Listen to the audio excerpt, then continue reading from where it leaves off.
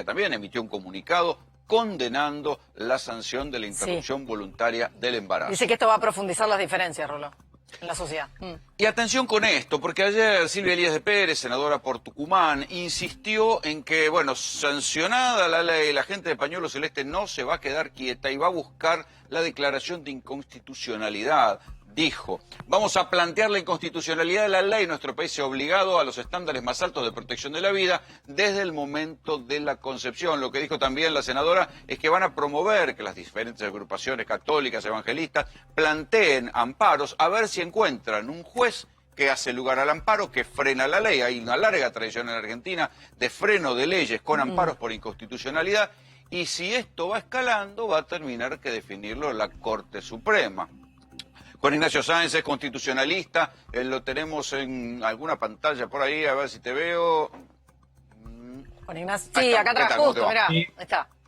Acá estoy, ¿cómo estás, Rolando? Bien, ¿cómo ves estos argumentos de los celestes de la posibilidad de declarar la inconstitucionalidad de la ley, lo cual frenaría a través de un amparo y hasta que defina la Corte la entrada en vigencia de la interrupción voluntaria del embarazo que se sancionó ayer?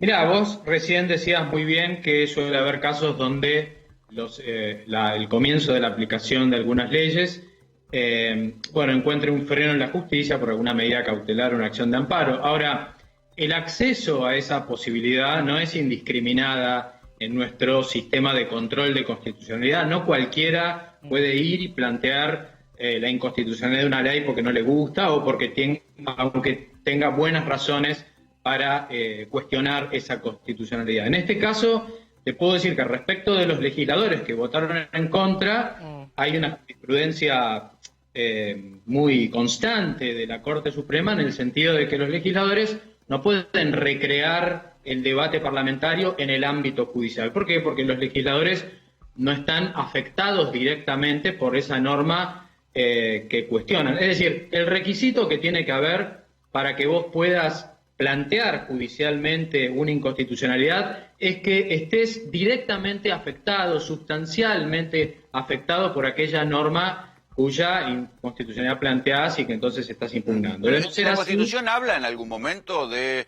la protección de la vida desde la concepción, algo así? Bueno, no la Constitución Nacional, pero sí los tratados internacionales de derechos humanos con jerarquía constitucional. Te voy a decir concretamente, la Convención Americana de Derechos Humanos menciona que la vida debe ser protegida en general, dice, en general, esto es un énfasis importante que te pongo, desde la concepción.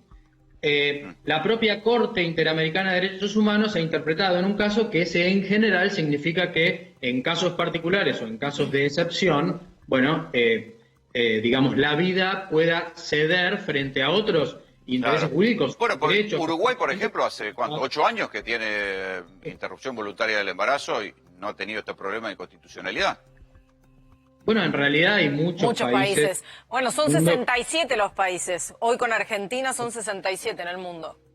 Y fíjate que en el caso de los Estados Unidos, por ejemplo, quien dio el puntapié a la despenalización, aunque sea del aborto en un segmento de la gestación, fue la propia Corte Suprema, en un viejo caso de 1973, donde un poco, segmentó el periodo de gestación, estableciendo que en el periodo de 3 meses los estados no podían establecer legislaciones penales que incriminaran esa conducta, ¿no? La de abortar, y que eso formaba parte del derecho elemental de la mujer a decidir sobre su propio cuerpo y, en definitiva, ejercer su intimidad, ¿no? Y otros derechos derivados de ello. ¿Y entonces en qué se van a basar para plantear la inconstitucionalidad? ¿En qué se basan? Bueno, puesto que, perdóname, yo te mencioné solamente la Convención Americana. Después, la Convención sobre los Derechos del Niño, que es otro tratado con jerarquía constitucional, tiene una especie de... al ratificarse el tratado, la Argentina hizo una reserva. Hay colegas míos que dicen que no es una reserva, sino solamente una declaración acerca de lo que la Argentina considera como niño es a la persona desde la concepción hasta los 18 años. Y finalmente tenés normas que no son de jerarquía constitucional, como el propio Código Civil, Código Civil, que sigue diciendo en el artículo 19, ni más ni menos, que la existencia de la persona humana comienza con la concepción. Eso es lo que dice textualmente el Código Civil, e incluso el Código Penal, donde se sigue manteniendo la penalización del aborto luego de las 14 semanas, en la ley que se sancionó completa en el día de ayer, mantiene esa penalización en un capítulo que se refiere justamente a delitos contra las personas. Entonces, yo no digo que, digamos, no existan personas físicas, legisladores o personas jurídicas, qué sé yo, que puedan llegar a arrogarse la representación colectiva de las personas por nacer. Lo veo muy difícil esto. Digo que esto pueda ser aceptado por los tribunales, que puedan arrogarse ese tipo de representación de un interés colectivo semejante.